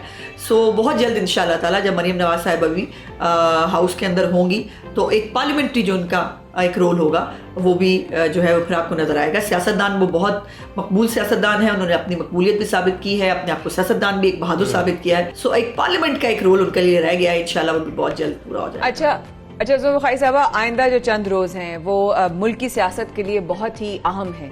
आप क्या समझती हैं, कितने आप इसकी क्या अहमियत हो सकती है? आप प्लीज जरा ये भी बताएं कि कितने अहम है आने वाले दिन? कितने अहम है आप ये पूछे कितने खतरनाक हैं, और काफ़ी ख़तरनाक हैं अगर आप मुझसे पूछें तो। चूँकि इमरान खान की जो रुखसती है आज जो है वो चंद बड़े बैठकर इमरान खान की रुखसती का जो है वो तारीख फाइनल करेंगे, जैसे हमारे माशरे में हमेशा बड़े रुखसती जो है उसकी डेट फाइनल करते हैं। तो ये बड़ी बात कह रही हैं आप। और उसके साथ साथ इस इमरान खान की हुकूमत के लिए आने वाले चंद रोज़ बहुत ख़तरनाक भी हैं। खतरनाक कह दिया। ठीक है उस्मा बुखारी साहिबा, बहुत शुक्रिया। और आपके मुताबिक आइंदा जो 48 घंटे हैं वो अहम नहीं है, खतरनाक हैं। लेकिन खैर अब देखते हैं आगे चलकर क्या होता है। हुकूमती नुमाइंदे जो हैं, जो हुकूमती रहनुमा हैं, वो क्या कह रहे हैं। जिस तरीके से मुलाकातें भी हो रही हैं, लेकिन इसके बाद जिस तरीके से जिक्र किया जा रहा है अगले 48 घंटे का, तो ये तो 48 घंटे के बाद पता लगेगा कि इसमें क्या होने जा रहा है। लेकिन यहाँ पर ये होने जा रहा है कि हमें थोड़ी सी ब्रेक लेनी है। ब्रेक के बाद वापस आते हैं, फिर आपकी मुलाकात एक और बाहिम्मत खातून से कराएंगे।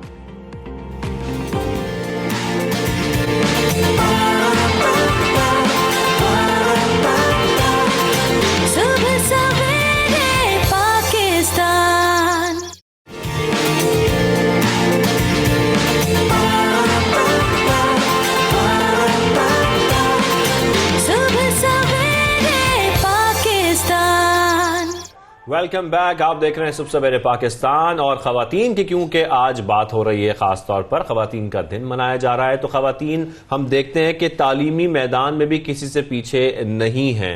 कल की सिन्फे नाजुक आज की सिन्फे आहन है, ये बात साबित कर रही है। हर लड़की, हर औरत, हर माँ, हर बेटी वो बढ़ते हुए कदम जहां वो अपने बाप, भाई, अपनी फैमिली का और अपने असातिज़ा का सबका नाम रोशन करती चली जा रही है।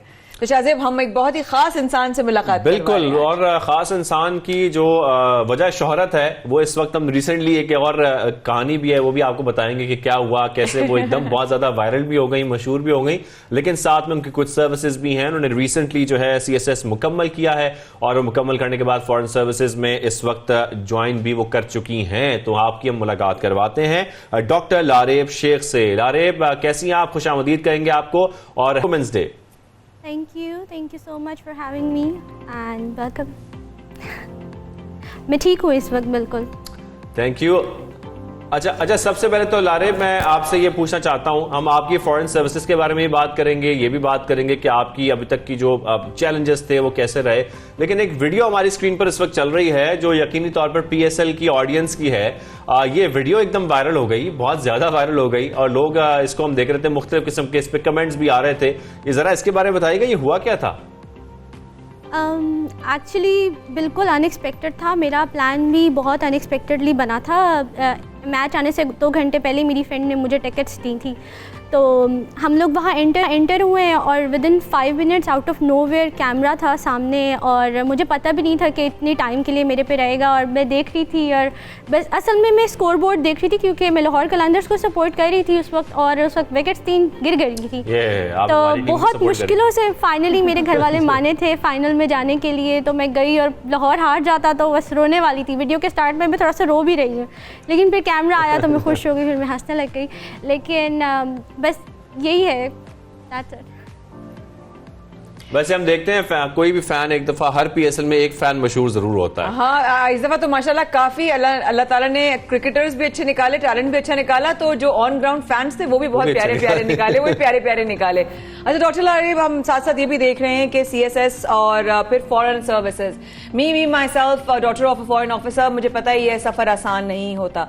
कितना आसान था, कितना मुश्किल था? आज वुमेन्स डे पे तमाम लड़कियों को इंस्पायर कर जाइए। ऑब्वियसली CSS जो है पाकिस्तान का सबसे आई गेस मुश्किल एग्ज़ाम है और it was definitely a challenge for me, क्योंकि मैंने अपनी ज़िंदगी का बहुत प्यारा टाइम इसके लिए कुर्बान किया था। हाउस जॉब जो होती है वो हमारी ज़िंदगी का बहुत प्यारा टाइम होता है डॉक्टर्स का, तो उसके अंदर भी मैं इस्लामाबाद होती थी, तो इस्लामाबाद की ठंड सर्दियाँ जो है ना मैंने मिस की थी और मैंने कहा था नहीं, लेट्स टेक अ रिस्क। और देखते हैं, मेरे बड़े भाई ने मुझे इसके लिए बहुत ज़्यादा इंकरेज किया था कि आप लो और करो, कोई बात नहीं, हो जाएगा, इट्स ओके, ज़्यादा नहीं होगा लेकिन आपको बहुत ज़्यादा एक्सपीरियंस मिलेगा। तो बस अल्लाह की ऐसी मदद हुई कि मैंने एग्ज़ाम दे दिया अपना फुल फोकस के साथ, वापस लाहौर आई, यहाँ पे बैठ के मैंने प्रिपरेशन की, मेरी पूरी फैमिली ने मेरी बहुत ज़्यादा इसमें हेल्प की, तो बस दे दिया। बाकी तो लारेब, ये जब आप, क्योंकि डॉक्टर भी हैं, आप डॉक्टर भी हैं, डॉक्टर के लिए पहले इतनी मेहनत करनी पड़ती है, इतने साल पढ़ना पड़ता है, मुझे तो वैसे ही किताबें बड़ी मुश्किल लगती हैं। ये एक डॉक्टर बनना ही बहुत बड़े एजाज की बात है। आप पहले डॉक्टर बन गई, डॉक्टर बनने के बाद हाउस जॉब करनी थी, उसके बाद फिर आपने ये भी सोच लिया कि अब मुझे CSS भी क्लियर करना है, तो ये आपका जो विजन था बेसिकली वो था क्या? बेसिकली जब हम FSC में होते हैं ना, हमारी इतनी कोई करियर गाइडेंस नहीं होती, तो उस वक्त सबसे बड़ी चीज़ होती है, सबसे बड़ी अचीवमेंट होती है कि आप डॉक्टर बन जाएं। तो उस वक्त के लिए सबसे बड़ा यही बात थी कि मैं डॉक्टर बन जाऊं तो yes, people are gonna appreciate me and I will be a useful person in the society. तो मैंने उस वक्त इसलिए डॉक्टर बनी और अल्लाह का शुक्र है वो भी गवर्नमेंट सीट के ऊपर। यानी कि आप डॉक्टर उस वक्त बनना चाहती नहीं थी? मैं बनना चाहती थी। अच्छा, आज आज वुमेन्स डे है लारेब, तो क्या समझती हैं आज के दिन तमाम अपनी हम उम्र खवातीन को या आपसे छोटी जो आपको देख रही हैं इस वक्त, किस तरीके से आप उनको मैसेज देना चाहेंगी आज के आलमी खवातीन के दिन के हवाले से? जी, आज वुमेन्स डे है, ऑब्वियसली आप देखें, आप लोगों के सामने बहुत सारी एग्जांपल्स हैं। मैं पर्सनली पाकिस्तान को रिप्रेजेंट करना चाहती थी इंटरनेशनल फोरम पे। हर एक का डिफरेंट ड्रीम होता है, इवन आप कुछ भी करना चाहते हैं, whatever you want to do, बस उसको ऑनेस्टली करें, अल्लाह की मदद आपके साथ होगी, दुआएं मांगे, नमाज़ें पढ़ें, और ऑनेस्टली जब आप कोई काम करते हैं ना, you definitely gonna S it. ऐसा नहीं हो सकता कि आपने किसी चीज़ को ईमानदारी से किया और अल्लाह ने वो आपको दी ना हो। क्या बात है, क्या बात। आज का दिन आपको सबसे पहले किसने विश किया और कैसे मनाएंगी आज का दिन जो कि वुमेन्स डे के हवाले से है? कोई अच्छी मोटिवेशनल वीडियो बना के डालूंगी इंस्टाग्राम, ट्विटर के ऊपर, और विश मुझे आप लोगों ने सबसे पहले किया है because my parents are not at home, और बस मैं सबसे पहले उठ के यहीं पे आई। तो जब आप केसेस मुकम्मल किया लारेब, और उसके बाद जाहिर बात है इसमें भी काफ़ी मेहनत होती है, वो मेहनत करने के बाद फॉरेन सर्विसेज ज्वाइन कर लेना, वालिदैन कितने खुश हैं, वालिदैन की सपोर्ट कितनी थी ख़ास तौर पर, और आज जब आपको वो इस मकाम पर देखते हैं, अपनी बेटी को कामयाब देखते हैं, तो वो कैसा महसूस करते हैं? मेरे पेरेंट्स मेरे पे बहुत ज़्यादा प्राउड फील करते हैं और मुझे अच्छा लगता है कि मैं एक अच्छी बेटी हूँ, क्योंकि मैं यहाँ तक आई हूँ उनकी गाइडेंस और उनकी सपोर्ट के बगैर नहीं आ सकती। मेरे father he is a social worker और वो मुझे हमेशा से ये बात कहते रहे कि बेटा बामकसद ज़िंदगी होनी चाहिए आपकी। तो ये जो बामकसद ज़िंदगी है ना, कि इंशाल्लाह पाकिस्तान के लिए कुछ करना है, कभी ना कभी अपनी कंट्री के लिए कुछ करना है, ये चीज़ मुझे हमेशा मोटिवेट करती रही है। उसके अलावा देखिए, obviously CSS is not easy, तो मेरी जहाँ फैमिली ने मेरी इतनी ज़्यादा हेल्प की, वहाँ पे मेरे मेंटोर्स भी मेरे साथ हमेशा रहे हैं। मेरे sir Taimur Bukhari read write के, उन्होंने मुझे ऐसे गाइड किया कि I was able to do it within 3 months। That feels like a miracle. तो या I am so thankful to him, to my parents, to my siblings, everyone. अच्छा, साथ में लारे मुझे ये भी बताएगा, जिस तरीके से हम आगाज में बात कर रहे थे फैन मूवमेंट की, PSL की, तो मुझे साथ में ये भी बताएगा कि जब हम देखते हैं खास तौर पर जब कोई भी फैन ऐसे मशहूर हो जाते हैं सोशल मीडिया पर, और कोई भी इस पे वायरल हो जाते हैं, वीडियोस वायरल हो जाती हैं, तो उसके बाद उनकी फॉलोइंग में बड़ा इजाफा हो जाता है और फिर वो अपना प्रोफेशन छोड़ के कोशिश करते हैं इन्फ्लुएंसर्स बन जाएं। आपका कोई ऐसा प्लान तो नहीं है कि आप इन्फ्लुएंसर बनने की कोशिश कर रही हो, या आपकी कोई ख्वाहिश हो, या आप कह रही नहीं भाई ये तो बस एक मूवमेंट था, ये खत्म हो गया, मेरी जो सर्विसेज है फॉरेन सर्विसेज के लिए है? नहीं, डेफिनेटली मैंने, ये तो एक लाइफ टाइम अचीवमेंट है ना, foreign services, it was always my dream. मैं हमेशा इसी को परस्यू करूंगी। लेकिन इन्फ्लुएंसर बेसिकली वही नहीं होता जो सारा ग्लैमर और इन चीज़ों की तरफ रहे। इन्फ्लुएंस का मत करने का मतलब है कि आप सोसाइटी में एक पॉजिटिव इम्पैक्ट डालें। तो अगर आप उसको इन्फ्लुएंसर कहते हैं तो डेफिनेटली हर तरीके से इन्फ्लुएंस कर सकते हैं आप। यस, तो आप मैं लोगों को ऑलराइट, थैंक यू डॉक्टर साहबा, thank you being with us today on such a special occasion. Women's day है आज, तो हमारी पूरी टीम की तरफ से आपको, आपकी वालदा को, आपके दोस्तों को, आपकी जिंदगी में तमाम स्पेशल खवातीन को वुमेन्स डे बहुत बहुत मुबारक। Thank you so much for joining us from Lahore studios. ये तो थी जनाब बहुत ही प्यारी सी हमारी एक फॉरेन ऑफिसर भी और CSS ऑफिसर भी डॉक्टर लारेब हमारे साथ मौजूद थी। लेकिन डॉक्टर बनने के लिए आपने उनसे पूछा, आसान नहीं होता वाकई में बनना, और सही तरीके से इंसान को जो है ना वो दिन और वो साल और वो रातें वो करनी पड़ती हैं। लेकिन बहुत सारे प्रोसेस ये भी हैं, ना सिर्फ डॉक्टर बनने के, क्योंकि लाइफ में शायद if I am not wrong हमें पढ़ना होता है, हम लोगों को भी बोथ एक्चुअली हम लोगों को पढ़ना है, हमें देखना है, मुताला करना है। कभी सर में दर्द भी होता है, कभी जो है शायद टेम्पल्स वाले एरिया में तकलीफ हो जाती है, कभी आंखों के बीच में दर्द शुरू होता है। तो इसको कहीं ना कहीं जो लोग होते हैं कहते हैं तुम अपनी आंखें टेस्ट करा लो। बिल्कुल, और होता भी है कि अक्सर हम ये देखते हैं कि हमारी जब सर में दर्द हो रहा होता है तो आंखों के इर्द गिर्द बहुत पेनफुल हो जाता है हमारे लिए। इवन आंखें कभी कभार ऐसे महसूस होती है आंखों में जलन हो रही है ना, जलन महसूस हो रही होती है। उसकी वजूहात क्या है, क्या मसाइल हैं, क्या ये स्ट्रेस की वजह से होता है, टेंशन होती हैं, या इसका आंखों से कोई लेना देना नहीं है। लेकिन हम इसको समझना चाह रहे हैं क्योंकि हम आजकल बहुत ज्यादा स्मार्टफोन यूज करते हैं, लैपटॉप यूज करते हैं, टीवी बहुत ज्यादा देखते हैं। तो इन डिजिटल दुनिया में भी हमारे लिए बहुत जरूरी है कि हमारे पास जितनी इन्फॉर्मेशन हो वो उतना ही अच्छा है। हमें पता होना चाहिए जो हम चीजें इस्तेमाल कर रहे हैं उससे क्या नुकसान हो सकते हैं, या अगर आपके पेनफुल हो रहा है आपकी आंखें तो उसकी क्या वजूहात हैं, कि आपकी आईसाइट वीक है या कोई और वजह है। एक चीज बहुत लाजमी मुझे आज पता करनी है कि क्या हम हर सर के दर्द को आंखों की कमजोरी से जोड़ सकते हैं, क्योंकि ये पता होना बहुत जरूरी है कि ये जो दर्द हो रहा है क्या वाकई आंखें जो है वो आपकी खराब हो रही हैं, या फिर आपको एक्चुअली कोई फ्लू है या कोई सर में दर्द है या कोई मस्कुलर पेन है, इसकी वजह से वो इग्नाइट कर रहा है या एग्रीवेट कर रहा है। ये पता होना बहुत जरूरी है। तो इसके लिए ये जानने के लिए एक माहिर का होना बहुत जरूरी है। तो हमारे साथ इस वक्त मौजूद हैं डॉक्टर हमजा। डॉक्टर हमजा, कैसे हैं आप? खैरियत से? ठीक ठाक? बिल्कुल ठीक ठाक, थैंक यू। डॉक्टर साहब, जैसे कि हम जिक्र कर रहे हैं, हम ये समझना चाहते हैं, जरा हमें बताएं ये क्या चक्कर है कि सर में दर्द होता है तो आंखों के इर्द गिर्द भी दर्द होता है, आंखों का कोई ताल्लुक होता है सर दर्द से खास तौर पर? जी बिल्कुल, बहुत सी ऐसी कंडीशंस हैं जिनसे आंखों का सर का दर्द का ताल्लुक है, और सबसे कॉमन जो है वो रिफ्रैक्टिव एरर, यानी कि जिनकी निगाह कमज़ोर होती है और वो चश्मे नहीं लगाते, या जो लोग चश्मे लगा रहे होते हैं और उनका नंबर चेंज हो जाता है, तो उस सूरत हाल में स्ट्रेन पड़ता है और स्ट्रेन से उनके जो पेन सेंसर्स हैं वो एक्टिवेट होते हैं और फिर उनको हेडेक होता है। ये सबसे कॉमन है। और जैसे अभी आप इंट्रो में कह रहे थे कि जी थोड़ा जैसे हैवीनेस होती है आंखों के अराउंड, सर में दर्द, इसकी वजह से रेग्रेवेट होता है, वो ये कि साइनोसाइटिस भी हमारे यहाँ काफ़ी कॉमन है, बहुत ज़्यादा। और उसकी वजह से जो जब साइनसेस ब्लॉक हुए तो आपको पेन होता है। हमारे मेरे पास कल भी पेशेंट आई थी इत्तेफाक से, वो यही था कि जी उनको डॉक्टर ने भेजा है कि अपनी आंखें चेक करा लें कि उनके सर में दर्द है, लेकिन लकीली उनकी आंखें ठीक थी और उनको साइनसाइटिस ही निकला। देखो वही वाली चीज फौरन नहीं जोड़ देते हैं। अब आधे सर का भी दर्द, जैसा माइग्रेन भी होता है, उसको भी कहते हैं कि वो कहीं ना कहीं। अच्छा, एक चीज मुझे पूछनी थी, बीइंग एन ऑब्जर्वर, कि आधे सर का दर्द डॉक्टर साहब की कोई वजह होती है, सर आंखों से उसका जुड़ा कोई ना कोई कनेक्शन है या नहीं? देखिए, आधे सर का दर्द जिसको हम माइग्रेन कहते हैं आम लफ्जों में, जो बहुत से लोगों को पता है, उसमें एक चीज होती है ऑक्यूलर माइग्रेन। ऑक्यूलर माइग्रेन के अंदर आपको सिर्फ आई सिम्टम्स होते हैं, उसमें हेडेक नहीं होता।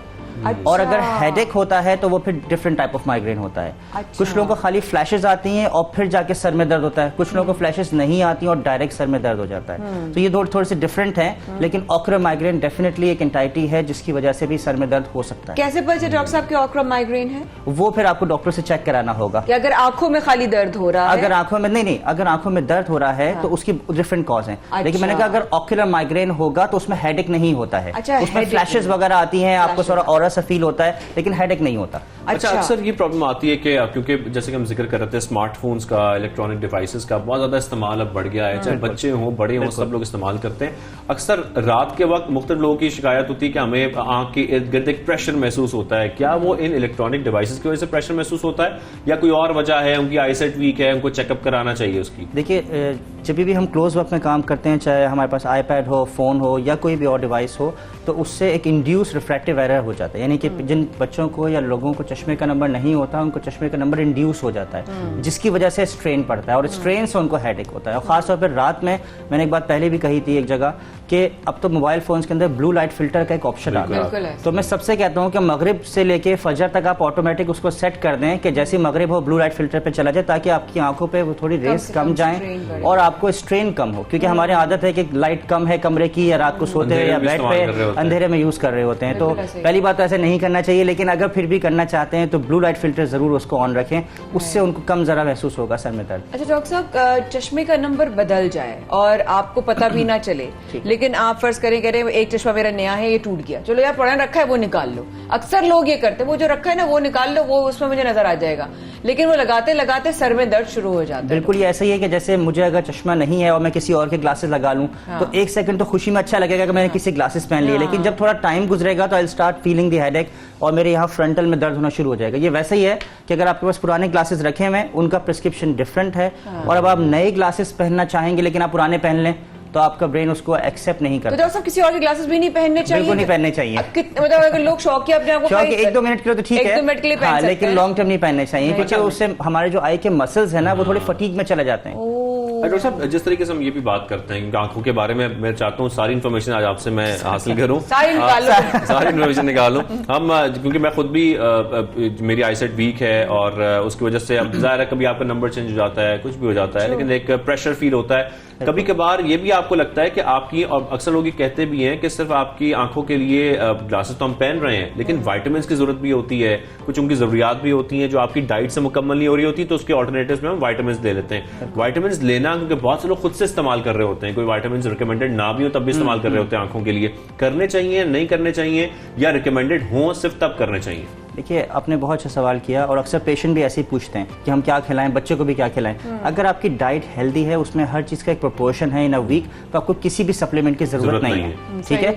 लेकिन अगर आप 60 की एज क्रॉस करते हैं, देन क्योंकि ज़ाहिर है हमारी डाइट, अगर आप देखें अपने घर में बुजुर्गों को, उनकी डाइट कम हो जाती है, ठीक है, और उनकी फिर अगर नजर कमजोर होती है, देन दे नीड सप्लीमेंट। लेकिन जैसे जो यंग लोग हैं या जो अच्छा खा रहे हैं, उनको कोई जरूरत नहीं है किसी सप्लीमेंट की, बल्कि इसका थोड़ा नुकसान ही होगा इतनी यंग एज में लेने में। उनको बेहतर है कि वो 60 के बाद ले सकते हैं, 60 एफिशिएंसी हो, ओवर एफिशिएंसी ना हो। बिल्कुल। अच्छा डॉक्टर साहब, एक बड़ा अहम सवाल मेरे जहन में आया, शाजिब ने जैसे कि मोटिवेट कर दिया मुझे, जैसे ना सवाल आया हो गया मेरे जहन में, और वो ये है कि लेजिक, लेजर और कॉर्निया ट्रांसप्लांट, ये बहुत एक अहम सवाल है। कहते हैं कि लेजिक नहीं करानी चाहिए, लेजर एक टाइम के बाद होता है, एक एज फैक्ट के बाद होता है, जबकि मैंने यंग लोगों को यूएस में भी ट्रैवल करी थी, मेरे कितने फ्रेंड्स कजन्स ने करा लिए थे, लेजिक करवा लिया।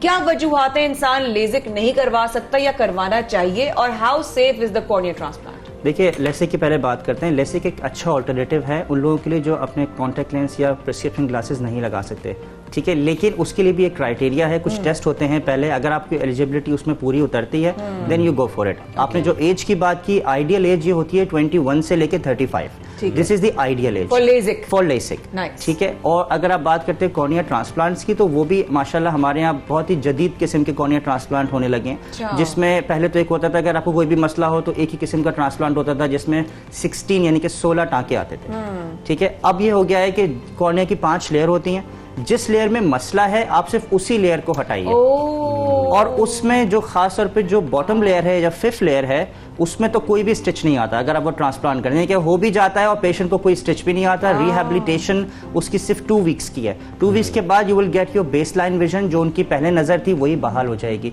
इसी तरह अगर किसी को सामने का मसला है तो वो सामने की लेयर्स को हटा दे और सामने की लेयर से रिप्लेस कर दे। सिर्फ लेजिक और ये दोनों जो कॉर्निया ट्रांसप्लांट है, इनके जो रिकवरी टाइम है और प्रोसीजर टाइम कितना है दोनों का? देखिए डिपेंड करता है कौन सा ट्रांसप्लांट हो रहा है। Usually 1 month is okay for the recovery, ठीक है, उसके बाद वो होती रहती है for the cornea transplant. LASIK का तो you as early as you can get in 2-3 days time, you're fine, you're good to go. बिल्कुल LASIक में तो कोई ऐसा इशू नहीं है। ट्रेंड बहुत ज्यादा बढ़ता जा रहा है, अभी भी कुछ लोग कहते हैं इसके साइड इफेक्ट्स हैं, नहीं कराना चाहिए, क्योंकि हर चीज में लोग घबराते हैं। मैं आपसे जानना चाहता हूँ कितना सेफ है, और अपने लिए भी जानना चाहता हूँ कि मेरा भी बीच में ये इरादा हुआ था कि मैं ये करा लूं, तो जरा आज मुझे भी बताएं और हमारे नाज़रीन को भी बताएं कि कितना सेफ है, कराना चाहिए नहीं कराना चाहिए, अगर थोड़ा सा भी नुकसान है तो हमें अवॉइड करना चाहिए। देखिए LASIक सेफ है, पहली बात तो ये समझ लीजिए, ठीक है, लेकिन जाहिर है वो हर किसी के लिए सेफ नहीं है। जैसे मैंने कहा एलिजिबिलिटी क्राइटेरिया होता है, अगर वो टेस्ट में आप सही आते हैं तो then you go for it. Now अपना बात की साइड इफेक्ट्स की, तो देखिए किसी भी प्रोसीजर का साइड इफेक्ट जरूर होता है, ठीक है। लेसिक का जो एक बहुत नोन साइड इफेक्ट है वो है ड्राई आई। तो अगर तो आपका काम है जैसे ये लाइट्स वगैरह में ज्यादा है, so you are indoor kind of a thing, और फिर अगर आप लेसिक कराते हैं then you aggravating yourself, because आपको बाहर से ऑक्सीजन परमेबिलिटी नहीं मिल रही है, तो आपकी मजीद आई ड्राई होंगी। लेसिक के बाद ड्राई आईज वैसे हो जाती हैं। अच्छा, अबाउट 60 ऑलरेडी ड्राई हो वो तो बिल्कुल भी अवॉइड करे, और जिसको नहीं है तो वो अपने बात जहन में रखिए कि about 50-60% of the patient will get the dry eye from the LASIK, ठीक है। अब वो ज़ाहिर मैं ये नहीं कह रहा कि सबको हो जाएगी, लेकिन थोड़े लोगों को हो जाती है, तो एक तो बहुत नोन है। और दूसरा जिसका थोड़ा सा नंबर ज्यादा है, जैसे -6 से ऊपर हो या 8 से ऊपर, और उसमें भी किसी ने बहुत ही हीरो बन के मैं तो कहूंगा लेसिक अगर कर भी दी, तो उसमें एक्टेजिया यानी कि दोबारा प्रिस्क्रिप्शन आने के चांसेस होते हैं, कॉर्निया थिनिंग के चांसेस होते हैं। इसीलिए मैंने कहा कि लेसिक हर किसी के लिए नहीं होती है। नजर वीक हो तो आपको करा लेना चाहिए, मतलब जैसे कि आप जिक्र कर रहे हैं कि अगर वो -6 पे चली गई तो आप अवॉइड करें। नहीं अवॉइड नहीं करें, करा सकते हैं, टू बी वेरी कंसिडरेट, लेकिन आपको पता होना चाहिए, अवेयरनेस होनी चाहिए। डॉक्टर साहब आखिरी सवाल जल्दी ड्राई आईज के लिए, जब हम ड्राई अपनी बात ही करते तो हम ड्राई आईज वालों को क्या चीज का ख्याल और क्या चीज इस्तेमाल करनी चाहिए? देखिए सबसे पहले अपनी लिड हाइजीन ठीक रखनी चाहिए, क्योंकि हमारा जो सबसे कॉमन कॉज है ड्राई आई का वो ब्लेफराइटिस यानी कि डैंड्रफ लाइक मटेरियल लैशेस पे और लिड्स पे डिपॉजिट होता है, and that causes the dryness. एक तो ये चीज है, अच्छी तरह क्लीनिंग करें। दूसरा, आप अगर जैसे इंडोर में ज्यादा काम करते हैं तो आप जरूर यूज करें ड्राई आई के ड्रॉप्स, खासतौर पर प्रिजर्वेटिव फ्री, इनको आर्टिफिशियल टीयर्स कहते हैं, और प्रिजर्वेटिव फ्री वाले यूज करें, प्रिजर्वेटिव वाले यूज ना करें। ठीक है। और तीसरा, आपने जैसे आप रात को अगर सोते हैं तो मैं कहूंगा कि ड्रॉप डाल के जरूर सो जाएं, ठीक है, ताकि जब मॉर्निंग में उठे तो your eyes be slightly more fresher. ये चीज का ख्याल रखेंगे तो hopefully you will be fine. मैंने आपसे भी लिखना है, हम दोनों ने एक प्रिस्क्रिप्शन लेनी है आपसे, बिल्कुल। और thank you so much doctor साहब, आपके साथ मिलकर बहुत कुछ जान के और सारी चीजें अवेयरनेस हुई, पता चला। और वुमेन्स डे और आज के दिन का जो प्रोग्राम था बस वो आज के लिए बस इतना ही था, लेकिन कल इंशाल्लाह फिर बराह रास्त आपकी खिदमत में हाजिर होंगे शाहजेब और माया आपके साथ सुबह सवेरे पाकिस्तान में, कल की एक नई सुबह नए आगाज के साथ। अगले 48 घंटे बहुत ही जबरदस्त हैं, जैसे कि उज़र बुखारी साहब ने कहा, बहुत ही खतरनाक है, अहम ना कहिए खतरनाक कहिए। देखते हैं सियासी माहौल क्या खबर लेकर आएगा और बहुत कुछ। सुबह सवेरे पाकिस्तान में कल इंशाल्लाह सुबह आपकी खिदमत में हाजिर होंगे। आज शाम 4 बजे जरूर देखिएगा, रिपीट रखिएगा अपना ख्याल। तब तक के लिए अल्लाह हाफ़िज़।